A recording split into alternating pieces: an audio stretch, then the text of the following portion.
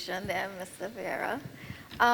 But just as you're finished, are you all Trinidad's modern-day Cassandra? No, I don't think I'm alone. We're an esteemed company. I think a number of stakeholders here have been speaking about it. But there's a lot of climate change denial. And you see what's been going on. I don't know if there is a book I would recommend everybody should read. It's called Merchants of Doubt. But what that book explains is that the tobacco industry used doubt to sustain its longevity. Even though the science was saying it's bad for your health, they were just saying, well, you prove it now, and casting doubt. And so the fossil fuel industry has been using the same playbook, casting doubt and shade. And so you could listen to President Trump. He says, oh, it's a fiction, he doesn't believe in it. And so at a time when we should be moving in one direction, we're moving in the absolutely opposite direction. And that really is an alarming thought for me. Can you expand a little bit? For those of you who don't know, Senator Vieira has advocated for the Northern Range to be a protected area. Can you explain where's that project at? Where's that you contributed in Parliament last year? Yes. Well, at the end of the contribution, I got nice feedback from the powers that be, but I don't know whether they have done anything in terms of making it a reality. I do know that Vetiver and IAMovement have been in close collaboration with Mr. Lachlan, and I know that there have been some outreach to communities. And so it is my hope that we do at least carve out some space in Trinidad to keep it pristine and natural. So it's just an idea now? Well, it's an idea, but the idea wasn't just vague and loose. I mean, the beauty of the matter that I brought was that I could point to Mr. Laughlin's extensive research where he actually showed the areas that we could map out and use. And he has also been in direct communication with a lot of the communities and the people who reside in and around those areas. And they're equally excited about preserving that system. No. Trinidad Tobago has the oldest forest reserve in the world. It was the first in the world. We should do something like that for Trinidad. Right. And Kishan, who said that he should not be on this panel, but policy is so much a part of the infrastructure for anyone here. So can you tell me, in terms of time frame, you spoke about carbon credits, we have no legislation in place as yet. What's the time frame to get to talking about it and actually actioning something? Well, you're speaking, if I had to talk about the carbon trading policy and the carbon pricing mechanism, we are in the final preparatory stages to begin the necessary analysis. That we're looking like about 18 months or less to make the policy recommendations, and also make recommendations for any necessary legislation that has to be enacted to give force to the policy. While I'm on that, we have already, for example, developed, and we're the first in the region, by the way, to have developed a monitoring, reporting, and verification system, an MRV system, and drafted the legislation, which is now before the cabinet, that will mandate what we call emitting entities to report on their greenhouse gas emissions. Not only report on the greenhouse gas emissions, but also submit mitigation plans to reduce those emissions going forward. We've also developed the technical drafting instructions to now expand that MRV system into the broader, what we call the enhanced transparency system of the framework of the Paris Agreement, which will now also mandate, we heard this morning that data is always a problem. And it will now mandate NGOs also, or anyone who is involved in climate action that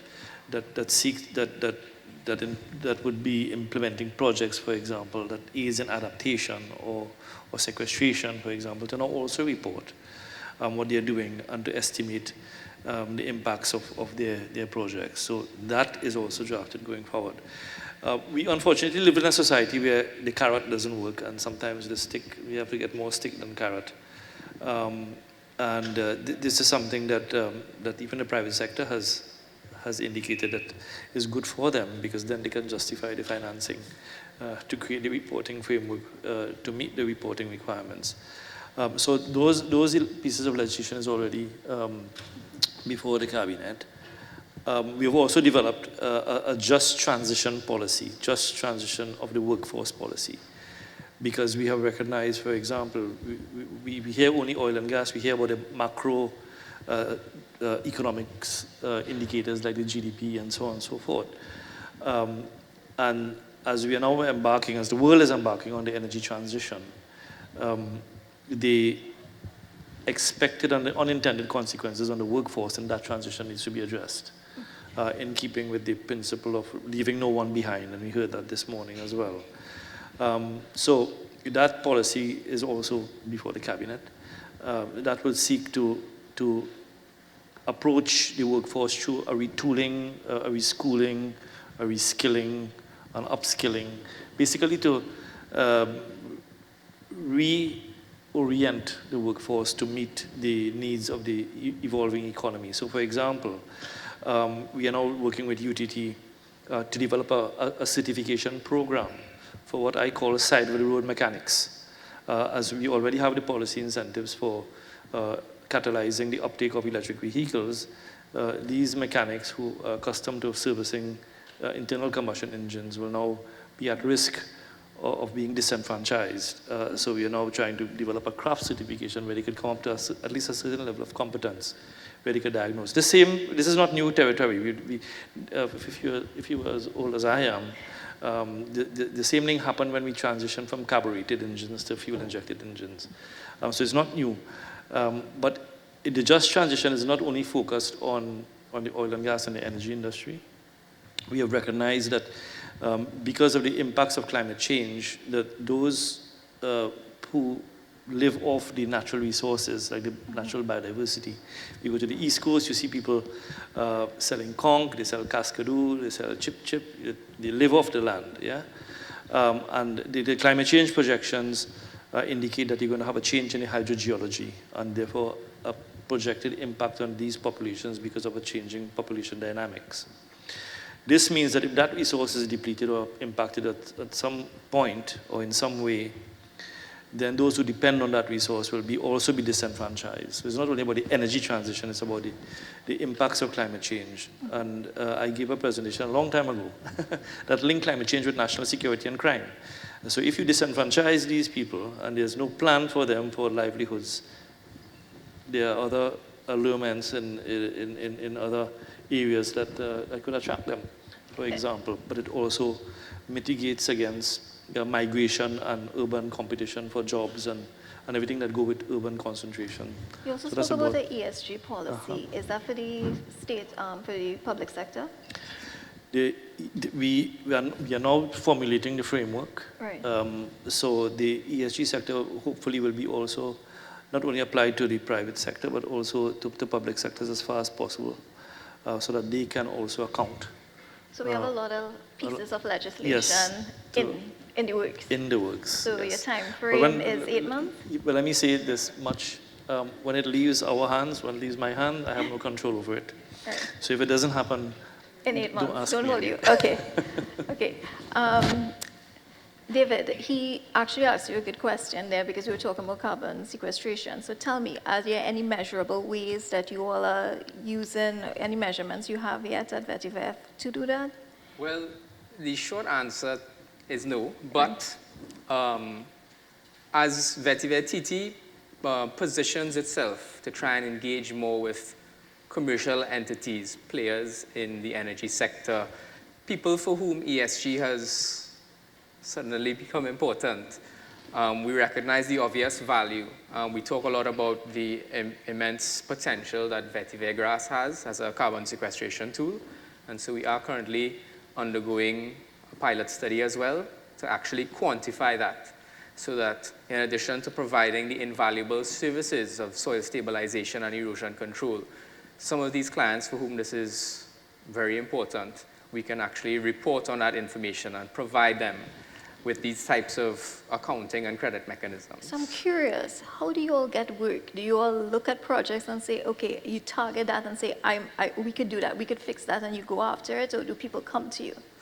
A lot of our projects come out of a result of the work that we've done over the decade or so that we've done business. And I am encouraged to see that more and more we're getting. Initially, it was a lot of residential business, you know. It's obvious to us on an individual level that a system like this has merit and that it works. Corporations are a little bit less skeptical, or a little bit more skeptical rather, especially when you talk about sectors like energy. But we're very heartened to see that the cost effectiveness of the solution, it's a major driving factor, but it is getting those customers to see the value in our solutions. And so more and more people are coming to VetiVetiti and asking us, how can your solution help us address the problem that we have? Yeah. And then to tie in Aaron now, what would differentiate your product, just like Vetiver is differentiating their product and what they could provide for their customers or corporate clients, what would differentiate your product compared to what's already available in the market? Yeah, that's a good question. And I would like to hit on a couple of the different points in answering it. So the truth of the matter is that by far, most composting facilities set out as waste management problem-solving mechanisms. And that is not where we began. Our composting initiative started out with a very explicit goal to farm microorganisms. So while we run a big commercial facility with shredders that we could put this whole stage in, my guys think on a daily basis about the microorganisms because we are farming those soil microorganisms that Senator Vieira highlighted, which are the actual foundation of all ecosystem services. Every single one of them all started with soil microorganisms. A little sidetrack, but plants, a healthy plant photosynthesizes energy from the sun, converts it into sugars. A healthy plant releases most of those sugars out of the plant through the roots into the soil. That is completely counterintuitive than everything you've ever been told about plants. You can go to universities and they still won't teach you that fact. Why would a plant put that sugar into the soil that it spent so much energy working? It's doing that to feed the microorganisms. Because until humans arrived, there's no plant on this planet that knows what it's like to exist without stimulation from microorganisms. So in fact, the soil is the stomach of the plant. So just to come back to your question, we make compost to farm the healthy ecosystems of soil microorganisms that we could reintroduce back into the environment to stimulate healthy plants. We can directly correlate that a plant with a healthy microorganism can fix up to 3 to 4 times the amount of carbon that the same plant in a hydroponic system can. So it's not just about reducing waste. That is definitely a central component of our mandate. That's why we are very strong in building relationships such as the Close the Loop initiative, such as reaching out to the regional corporations to reduce waste problems on a macro national scale. But at the end of the day, it has to come back to the finer details about what are we doing for the ecosystem that ultimately is going to drive our cost in one direction or the other. What is your capacity like right now? Right now, we are in a transition phase because we're now beginning to operationalize our commercial scale facility. So in, let's say, the second half of this year, we will be ready for the commercial market, hundreds of acres at a time. Yeah, and David, to you now, what is your capacity like? Because we're talking about infrastructure, the growing infrastructure. What is your capacity like to do projects? So we're a relatively small team, but the capacity of the team is significant. You can see from some of the projects that we've undertaken, they're not small-scale projects. We partner with other organizations where it's required. But for us, the important thing is really understanding the root cause of the problem that the customer is experiencing. And ultimately, we can design a solution and draw on the expertise of other stakeholders where required and really kind of flex our civil engineering chops where that's concerned and specialize in the nature-based solutions and how they can make that difference for the customers. And Senator Vieira, listening to these two young men, what do you feel like about some of the ideas that they've put forward to how they could impact on the country, given the list that you have of recommendations you? Oh, absolutely. I'm always gratified when I meet these guys. I mean, they're doing fantastic stuff. But it's a drop in the ocean. Look, you know, we are facing an existential crisis. Yet, in an election year, not a single political party is talking about this crisis. Yeah? What does that say? If you look around the world, you see so many initiatives where people are trying to go green. Saudi Arabia, Singapore, Africa, Sub-Saharan Africa, Colombia. There's no buzz like that here. You have these small little silo initiatives. We need to revamp. We need to think big. You know, the problem that I have with the way our government has handled the economy is this fixation on oil and gas. And it's like they stump. They don't know what to do now that the oil and gas is running out. But we have a green economy. You have a blue economy. You have an orange economy. They have all kinds of things, if you really drill down into it, that could diversify this economy and take us forward. Right. And I'm not hearing anything. Yeah. Are there any questions for the panel? Hi, good day. Aaron, you spoke about straw bale and mycelium. Have you been able to use those as construction materials? And second question, you also spoke about a 75% reduction in concrete for foundations. Can you tell us some more about that? So we do have a partnership that I've been carrying out with an organization in Trinidad who has been pioneering straw bale green building technologies. The truth of the matter is that right now the amount of straw we take out of the rice industry basically just about meets our demand for our agricultural processes. So what we are been pushing and trying to encourage the government in the rice sector is to continue to plant more rice every year. And I believe this year they're doing a larger plant than they did last year, and the one last year was the one from the year before. So as much as the rice industry scales up, we are definitely trying to bale and take out as much of that carbon material as possible. And once we have enough volume, we can put it into green infrastructure projects, building houses. So there are a few houses that I know have been built in southern Trinidad using our straw. Unfortunately, at this point in time, I'm not at liberty to give details of names and stuff, and similarly so, unfortunately, for the foundation technology.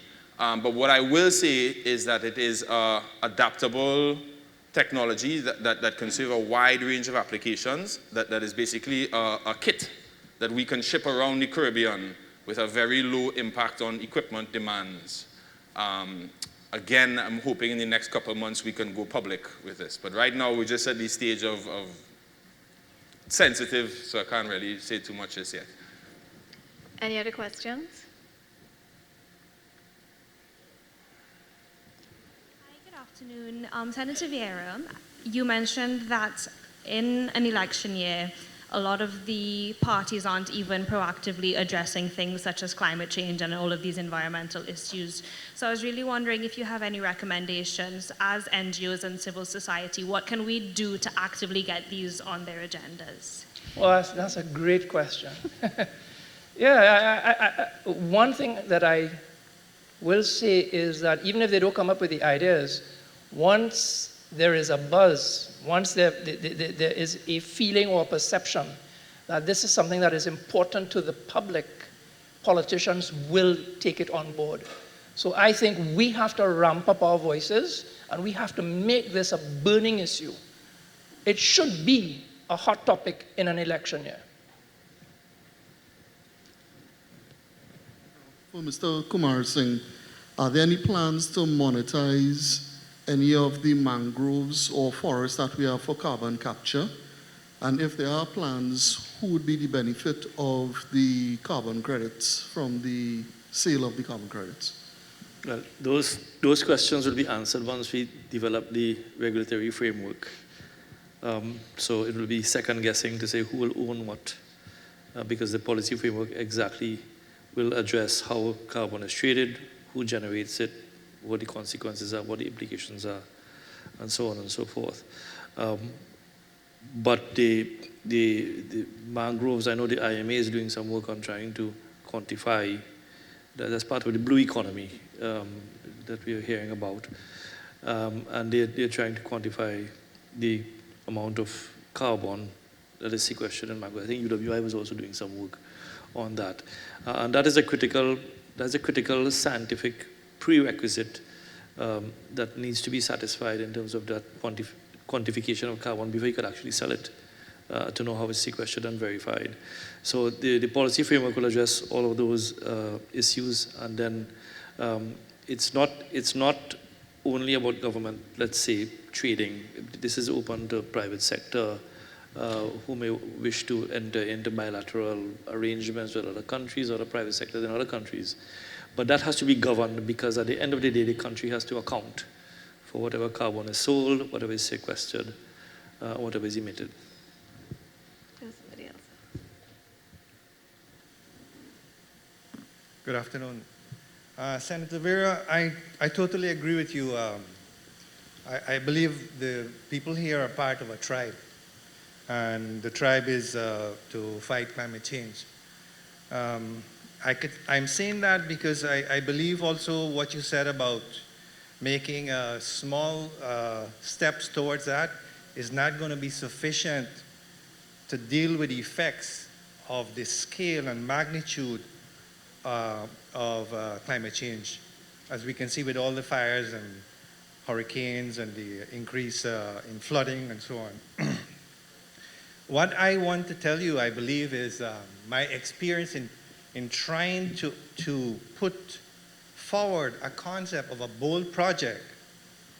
The kind of resistance that I experience tells me that probably only 1% of Trinbagonians take climate change seriously.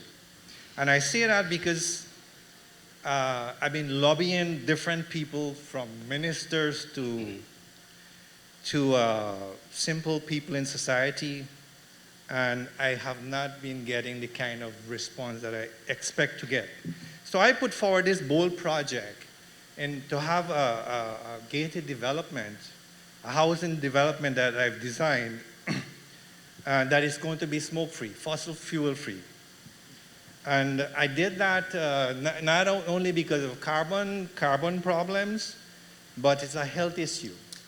A lot of people don't know burning of fossil fuel leads to the emission of a gas called benzene, which is a known carcinogen. And a lot of that effect is affecting our community. So I put forward this project, and I'm getting very little support. But I'm not going to stop the fight. I'm looking for that 1% of people who want to support such a project. So I am thinking big, and there are a few of us in society thinking big, but I believe where the funding lies, the funders and how it reaches to people like myself, the channel they're using is traditional, and that also have to change.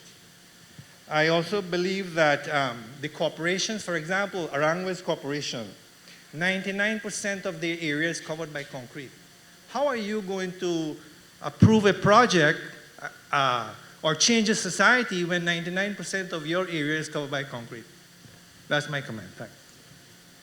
Thank you very much. Couple of observations. First off, well, let me say I agree with you, and I want to encourage you to keep fighting the good fight. In my research, I have discovered that human beings are wired to maintain the status quo. We resist change, right? What we have is normal, and it seems safe, and we don't like it. And it's even worse when you encounter the bureaucracy and our systems. So it is really a fight. The other thing is that these problems don't seem immediate. You know, every day seems like yesterday and the day before. But it's a situation of the frog in the boiling water. By the time it really becomes apparent, it's too late. And so we need to really start acting now. You see, we have a crime situation today. The crime situation today didn't happen today, you know. It's been 30 years in the making. It's had to do with all kinds of things, our education system, our social mores, and all along, we just went along business as usual, and badam. Everybody, oh, good. Is the same thing going to happen with climate change if we're not careful? Right? It cannot be business as usual. We cannot go along with the same old, and projects waiting for cabinet to approve, and then you're waiting for the regulations. This is urgent and important, and we must make it so. It's what they call a wicked problem. It doesn't have a single, simple solution, and so we really have to take this seriously. Okay, our time is for our panel is up. Thank you so much, gentlemen.